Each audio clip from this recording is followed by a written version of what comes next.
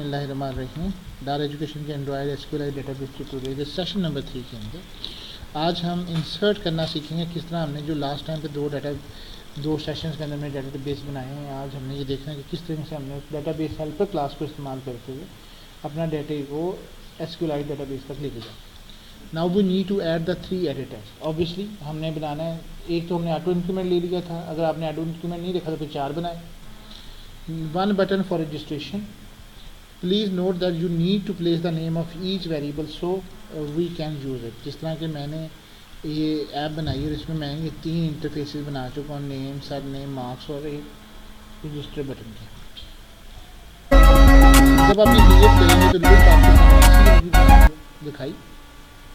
Now अब हमने क्या करना है, हमने पहले अभी तक हमने एसक्यूएलाइट ओपन हेल्पर क्लास के अंदर 2 मेथड बनाए हुए थे, ऑन क्रिएट और ऑन अपडेट। अब हम तीसरा मेथड बनाने जा रहे हैं, ऑन इंसर्ट करना है या इंसर्ट डाटा के नाम से, जिस मर्जी नाम से आप बना रहे हैं। We will use the type of this method as boolean. क्यों? ताकि हमें सिर्फ ये मालूम हो सके रिटर्न टाइप में कि डाटा इंसर्ट हुआ है या नहीं हुआ। हमें सिर्फ ट्रू और फॉल्स में आंसर चाहिए, डाटा या तो चला गया या तो नहीं चला।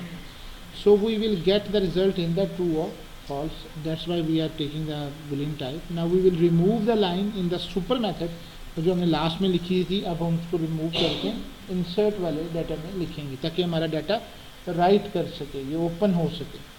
Create the instance of the content values. अब हमने जो वैल्यूज़ लेनी है उनके लिए हमें एक कंटेंट वैल्यूज़ के नाम से इंस्टेंस क्रिएट करना है ताकि देखिए अलग नहीं जाएगा, क्यूरी एक ही चलेगी इंसर्ट डाटा इनटू करने के लिए।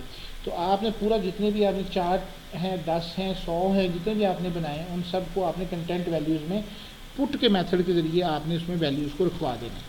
सो we will use this method. और आप अब अगर कोडिंग की हम डेटाबेस हेल्पर क्लास में आते हैं, ये 2 हम बना चुके हैं। अब मैंने आपसे कहा कि इसको यहाँ से रिमूव कर दें क्योंकि अब हमें बाई डिफ़ॉल्ट नहीं चाहिए, जब इंसर्ट हो तब राइटेबल हो।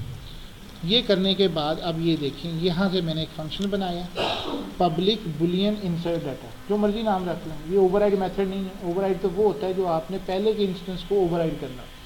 ये मेरा मेथड है, इंसर्ट डाटा बना लिया। मुझे यहाँ पे इसके अंदर कंस्ट्रक्टर बनाना है, 3 मैंने बनाने, तो इसलिए मैं इसके साथ वेरिएबल की name, string surname, string marks दे रहा हूँ। यानी ये वाला मेथड जब हम कॉल करेंगे तो ये 3 वैल्यूज़ देंगे और आर्गूमेंट हम कहाँ से देंगे, हम इसको मेन एक्टिविटी से देंगे। सबसे पहले मैंने वही वाली लाइन जो ऊपर लिखी थी, मैंने वो लिखी लाइन और मैंने लिखा g content values is equal to new content values. देखें जब आपको इंस्टेंस क्यों बनाना पड़ता है, कंटेंट वैल्यूज़ बेसिकली हमारा जो फंक्शन है db.insert, इसमें हमने कंटेंट वैल्यूज़ देने हैं।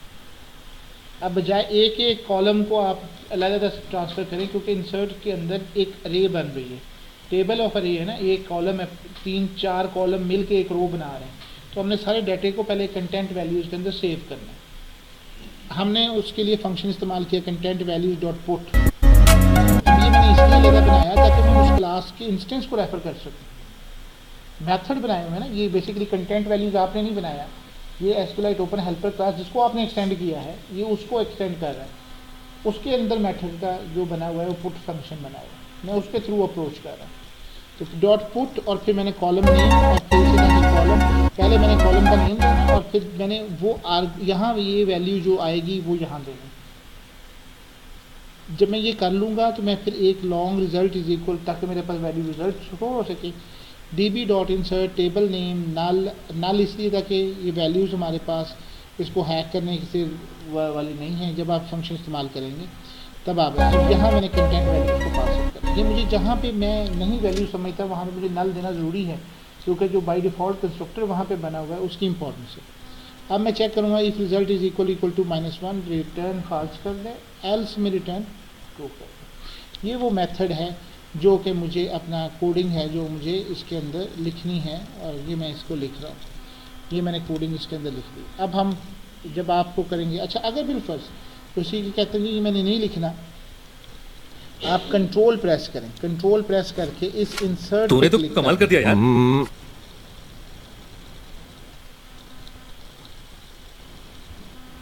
ये देखिए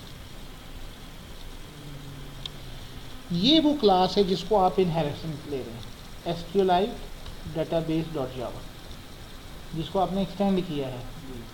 इसके अंदर ये इंसर्ट का फंक्शन बनाया है उन्होंने, उसमें वो क्या कहते हैं, हमें एक टेबल चाहिए पहले वो कहते हैं, फिर उनको नल कॉलम है, अगर कोई खाली है तो उसको देखना है, ये हमने इसको नल किया। या तीसरा कंटेंट तो लंदन मेडिकल यूनिवर्सिटी का डीन बन रहा है और सुबह से बड़े बड़े हवाले से आर्गुमेंट को इस्तेमाल किया। और यहाँ देखें, ये इसने ट्राई कैच फंक्शन लगा दिया, और अगर इसकी वैल्यू रिटर्न -1 है, अगर इसमें वैल्यू सही नहीं है। वंस अगेन हम इसमें आते, ये करने के बाद आपने अब अपनी मेन एक्टिविटी में वापस जाना है, और वहाँ पे हमने 3 वेरिएबल बनाए हैं एडिट टेक्स्ट के, जो नाम रखें वो लेने, और एक बटन लेना। इसके बाद आपने इनकी कास्टिंग करनी है। कास्टिंग से मुराद क्या है कि हमने उनको वो बताना है कि ये किस भी हो गए। उसके बाद हम एक फंक्शन बनाएंगे, जैसे कि पब्लिक वाइड ऐड डाटा के नाम से, और ऑन क्लिक लिसनर याद होगा हमने पहले भी किया। जब आप इसको ऑन क्लिक लिसनर करेंगे, यहाँ आपने वैल्यू एक्साइटेड हुई है या नहीं हुई है। ये MyDB का हमने एक इंस्टेंस ऊपर पहले क्रिएट कर चुके हैं, हमें बनाया था याद होगा, ये MyDB बनाया, इसके तहत MyDB, ताकि ये जब हम MyDB बनाया तो हम MyDB किसका इंस्टेंस था, बेसिकली डेटाबेस हेल्पर का इंस्टेंस था। हमने इस तक पहुंच गए तो हम इसके सारे मेथड तक भी पहुंच गए, तो MyDB के थ्रू में इंसर्ट डाटा का फंक्शन तक पहुंच गए। अब बेसिकली इसमें 3 कंस्ट्रक्टर हैं, मुझे 3 वैल्यूज़ ट्रांसफ़र करनी है। अब पहली वैल्यू मैंने edit name dot gate text dot to string, फिर दूसरी value edit surname dot gate text dot to string, third value edit marks. 3 value, अब यहाँ इनको आर्गुमेंट कहेंगे और यहाँ पे इसको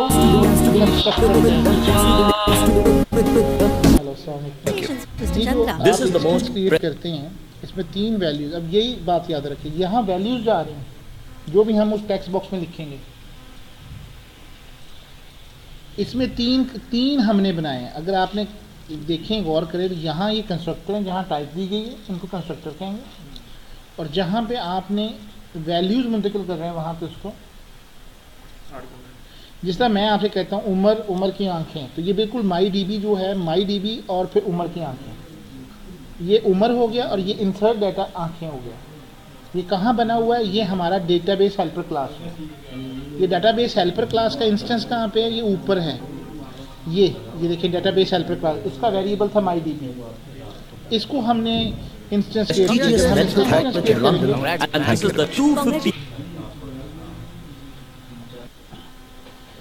अब हमने जो रिजल्ट आया वो इज इंसर्टेड में आ चुके। हमने यहाँ पे इफ इज इंसर्टेड चेक करना है, अगर ट्रू है तो हम एक मैसेज टोस्ट के लिए डिस्प्ले कर दें, और अदरवाइज हम इसको डाटा वाज नॉट इंसर्टेड उसको मैसेज शो करें। असल जो चीज़ है वो समझने वाली वो ये है कि ये हमने एक फंक्शन को किस तरह से अप्रोच करना है।